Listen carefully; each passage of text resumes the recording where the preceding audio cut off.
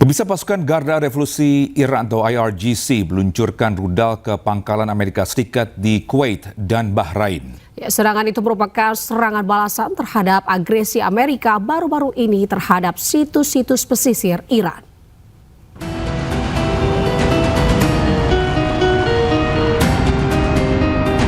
Rekaman yang dirilis oleh Garda Revolusi Iran pada hari Minggu menunjukkan peluncuran rudal ke 8 situs penting AS di Kuwait dan Bahrain. Dalam pernyataan yang disiarkan oleh media pemerintah, IRGC mengklaim bahwa pasukan gabungan Angkatan Laut dan Udaranya berhasil menghancurkan 8 infrastruktur penting milik militer AS. Khususnya, Pangkalan Udara Ali Al-Salem di Kuwait dan markas besar Armada kelima di Pelabuhan Salman di Bahrain. IRGC mengatakan serangan itu merupakan serangan balasan terhadap agresi Amerika baru-baru ini terhadap situs-situs pesisir Iran. Iran juga mengatakan bahwa mereka menganggap pengaturan navigasi di Selat Hormuz sebagai tanggung jawab mereka berdasarkan memorandum Islamabad. Iran memperingatkan bahwa kapal-kapal yang melanggar akan ditindak dengan lebih tegas.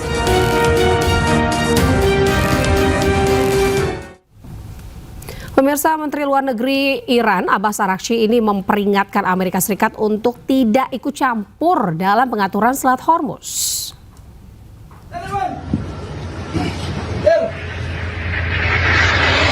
Ya, pemirsa, menurut Araghchi, ini ikut campurnya pihak lain akan menyebabkan peningkatan ketegangan kawasan Timur Tengah dan menunda pembukaan jalur pelayaran strategis tersebut.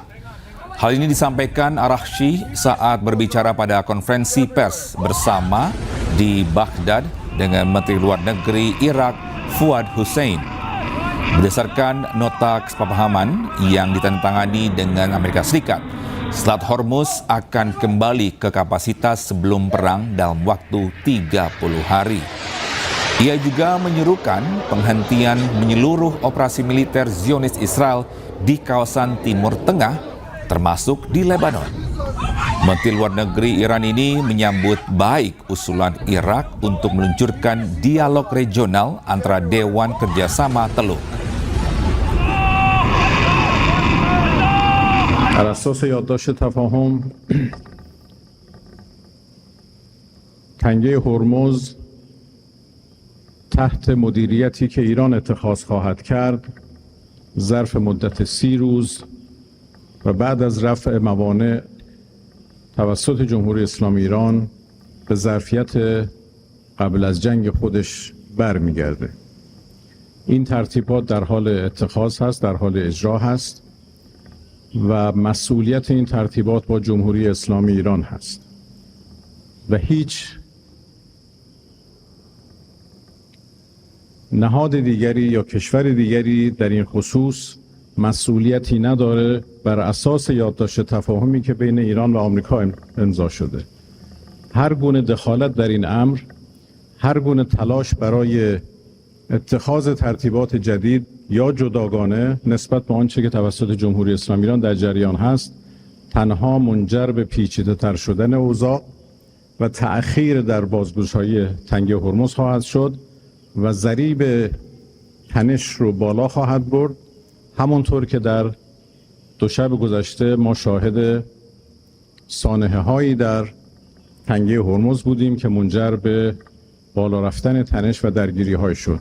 من از همه طرف ها درخواست میکنم که در موضوع مدیریت تنگه هرمز و ترتیباتی که برای بازگشایی تنگه هرمز از سوی جمهوری اسلامی ایران اتخاذ میشه دخالت نکنن، به یادداشت تفاهم امضا شده پایبند باشند و اجازه ندهند که این یادداشت تفاهم از مسیر خودش. Ya, pemirsa, di tengah gencatan senjata, Israel kembali menyerang Lebanon Selatan. Serangan kali ini menghancurkan terowongan yang kerap digunakan kelompok Hizbullah.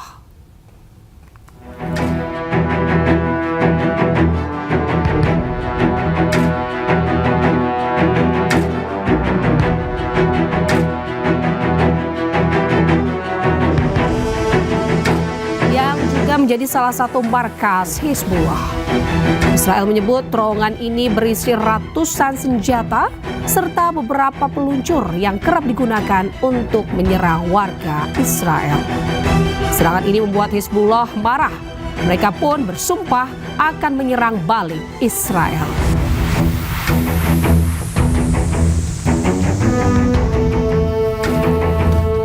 Pemirsa, seorang bayi berusia 1,5 tahun di Gaza, Palestina ini menjadi korban kebrutalan tentara penjajah Israel.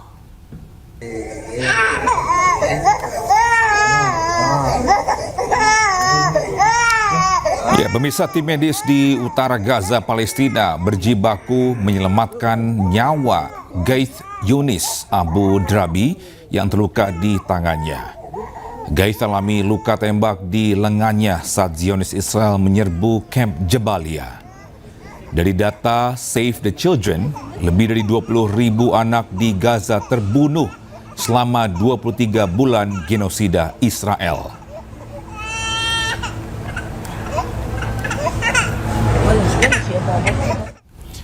Ya, ketegangan di wilayah perbatasan selatan Suriah meningkat drastis setelah pasukan Israel melakukan serangan militer ke desa-desa di Suriah. Pasukan militer Israel menyerang Suriah Selatan dan memperluas kendali militer.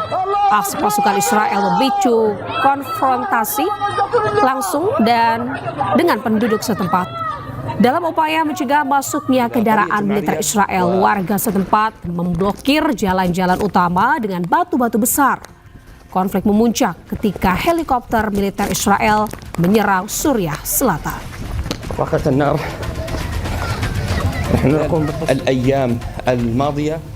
Sementara itu, pemirsa, sejumlah serangan teror ini terjadi di Tel Aviv. Ya, 2 ledakan mobil tewaskan 1 orang warga Israel.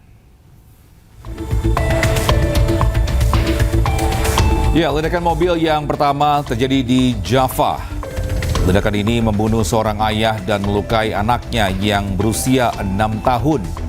Ledakan mobil juga terjadi di Holon, namun belum ada informasi akan adanya korban di lokasi ini. Polisi Israel masih terus menyelidiki pelaku teror. Selain ledakan bom, rangkaian teror juga terjadi di Israel. Dan total sekitar 5 orang meninggal dunia dalam rentetan teror di Israel.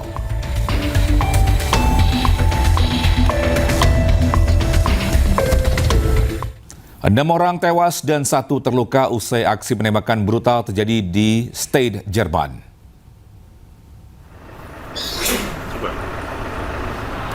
Polisi meringkus seorang pria bersenjata yang menyerbu sebuah tempat penampungan ibu dan anak di Stade, Jerman.